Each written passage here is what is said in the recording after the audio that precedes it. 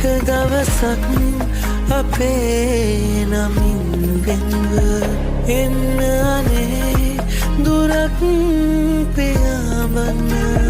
දුරුවමා ලයේ ඉතින් ඉන්න